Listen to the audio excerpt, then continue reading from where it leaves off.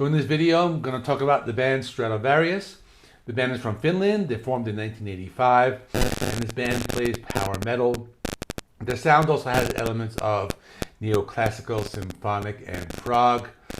The name of the album is called Survive. It's the new one, released on September 23rd, 2022. And this is album 16 in their discography. So this is a band, they've been around for a while. It's also a band that they don't have any original members still in the band. So their first album was a completely different band. This album was released on Earmusic. Their last album was called Eternal. That was released on September 11, 2015. So it's been a little over 7 years since their last release. I listened to their last album, Eternal, not long ago, and I thought it was decent. I think this one might be a little better, but we're going to talk about that in more depth. My first impression of this album was it was good. You know, it does have like a lot of variety. There's some different types of songs, and I'm going to be talking about the different like song categories or types that we're going to get on this album. So basically on this album, you're going to get a few of those like old school power metal songs, something along the lines of like Halloween and Hammerfall, those like heavier songs. Then some of those songs are more along the lines of that, like, I guess I call it European power metal, where it's more those like melodic, more keyboard heavy, more very melodic type of power metal. I'm thinking bands of like Bloodbound, Rhapsody of Fire, bands like that. There are a few epic songs which are longer songs. I'll talk about those as well.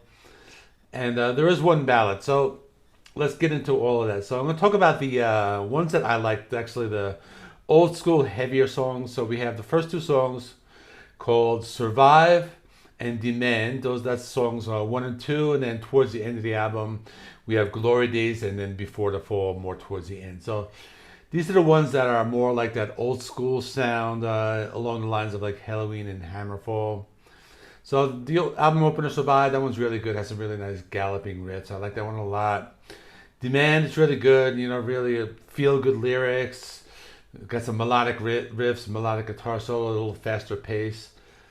And Glory Days, that's a really good one because it's a heavier song. It's like heavy power metal with prog metal. That was the one song that reminded me a little more of like Halloween and Blind Guardian, those bands. It's just one of those very epic songs, you know, getting ready to fight into a battle, that type of lyrical content. It's faster, you got the faster drum beats and just very powerful vocals. And another song towards the end called Before the Fall, that's another one. It's very like old school power metal, more like Hammerfall. It's melodic. The lyrics talking about like a liar and deceiver. You got lots of heavy riffs, fast paced, heavy drum beat, and the vocals are really good. You got the memorable chorus, those like choir vocals. They're like whoa, whoa in the lyrics. And then you got the other songs that are more like, I call those like more melodic European power metal songs. Those are the songs on Broken. There's Firefly, that was one of the singles. We Are Not Alone, and World on Fire. So those ones I felt were more similar to bands like Rhapsody of Fire, something like that, or Bloodbound, and maybe little elements of Dream Theater. These are very like uplifting songs. They're very melodic songs about like chasing your dream, fighting a revolution. Very keyboard heavy, lots of melodic lead guitar riffs, some neoclassical soloing. So those are good songs. Then there's one ballad, and that's called Breakaway. It's a very like epic ballad. It kind of has like these symphonic elements. Kind of think of like Nightwish, but with male vocals, something like that. It's melodic. You got the clean guitars. In the lyrics, talking about facing the darkness, finding the light, seizing the moment. You know, those types of lyrics. You got the keyboards and the bass, really good bass sound in that one. It's more of a softer and melodic type of song. So there's one ballad. And there are two songs, I'll call them, I guess, like epic songs. They're like longer songs. So that would be Frozen in Time, which is like a 6-minute song, and the last one, Voice of Thunder, which is like 11 minutes. Now, I think Frozen in Time might be my favorite song. That could be the best one on the album. And it's just very melodic. It's just a very good rock song. The lyrics about like these lovers who get like preserved in Pompeii, and that's pretty much what I believe it's about. But this song is just very memorable, has melodic riffs, you got these heavy chords, you got neoclassical shredding. the slower, heavy drum beat. I mean, the drums stand out in this one.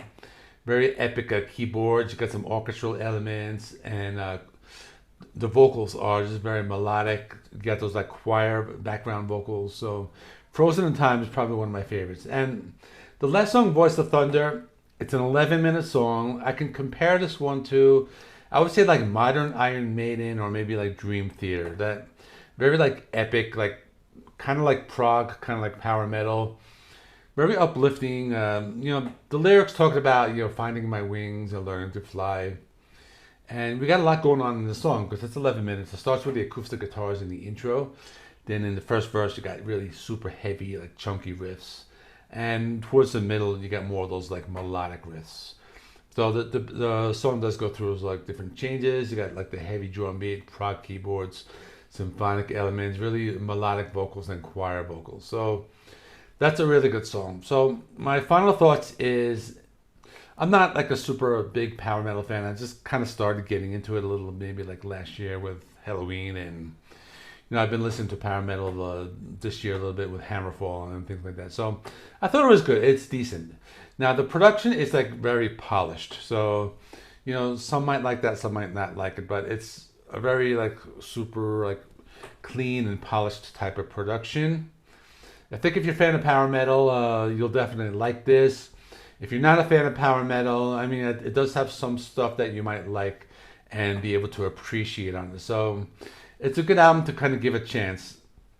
I think this is the type of album that I like it now. I think if I, listen to it more as the weeks go on, it'll probably grow on me a lot more. So I think my score for this right now is going to be like a 7.5. It might have the potential to grow on me, so the score might go up. It might make like my end of the year power metal list, like it probably will. But that's all. Let me know in the comments what you thought of Stratovarius, or if you're a fan of Stratovarius, how does it rank against their other albums? Because I haven't listened to all of them. I've only listened to a few of them. So that's all. Thanks for watching. Up next, we got that Billy Idol EP, Venom Incorporated, and Razor, that Canadian thrash metal band. So I'll be getting those done over the next few days. So thanks for watching. See you in the next one.